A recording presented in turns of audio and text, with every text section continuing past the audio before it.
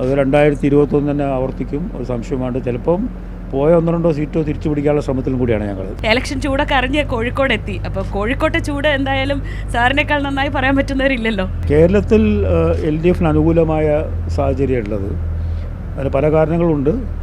കാരണം കഴിഞ്ഞ 10 വർഷത്തെ ഭരണ നേട്ടങ്ങൾ, ആ ഭരണനേട്ടം എന്ന് പറയുന്നത് കേവലം 10 വർഷത്തെ ഒരു പ്ലാനിങ് അല്ല അത്. മറിച്ച് ഭാവിയിൽ കേരളം എങ്ങനെയാവണം, പ്രത്യേകിച്ച് യുവതലമുറയുടെ ഭാവിയടക്കം എങ്ങനെ ആയിരിക്കണം എന്നുള്ള കൃത്യമായ ഒരു കാഴ്ചപ്പാട് കൂടിയിട്ടാണ് ഇവിടെ ഇടതുമുന്നണി ഭരിച്ചത്. വികസനം ഒരു ഭാഗത്ത്, അതുപോലെ തന്നെ സാമൂഹ്യ സുരക്ഷ വലിയ തോതിൽ അത് പറയുക മാത്രം നടപ്പിലാക്കുകയും ചെയ്യുന്നു. അപ്പോൾ കോഴിക്കോട് ജില്ല എന്ന് പറയുന്നത് LDFൻ്റെ ശക്തി കേന്ദ്രമാണ്.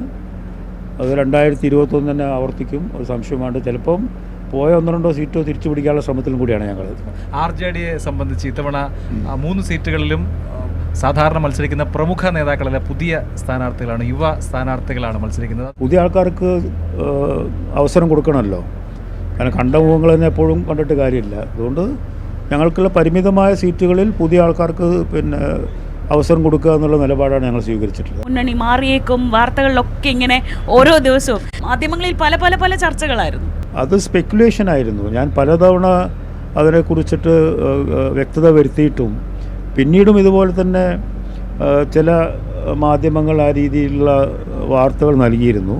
അതുപോലെ തന്നെ പാർട്ടിയിൽ പൊട്ടിത്തെറി, പിളറും എവിടെയാണ് നടന്നതെന്ന് എനിക്കറിയില്ല. 1-2 ആൾക്കാർ ഒരുപക്ഷെ വിട്ടുപോയിട്ടുണ്ടാവും. പക്ഷെ അതൊന്നും അത്ര സിഗ്നിഫിക്കൻ്റ് അല്ല. ഒരുപക്ഷെ വേറെ ഏജൻഡ ഉണ്ടാവും. ഇനിയിപ്പം ഒരു സംശയത്തിൻ്റെ നിഴലിൽ നമ്മളെ നിർത്തി ഒന്നുമില്ലാതാക്കാനുള്ള ശ്രമവും ചില ഭാഗത്തുനിന്നുണ്ടാവാം. അങ്ങനെ ഒരു സംഗതി ഉണ്ടായിട്ടില്ല. സ്വാഭാവികമായിട്ടും നമുക്ക് കൂടുതൽ ആവശ്യങ്ങളുണ്ടായിരുന്നു. അത് പറയേണ്ട വേദികൾ പറഞ്ഞിട്ടുണ്ട്, ശക്തമായിട്ട് തന്നെ വാദിച്ചിട്ടുമുണ്ട്.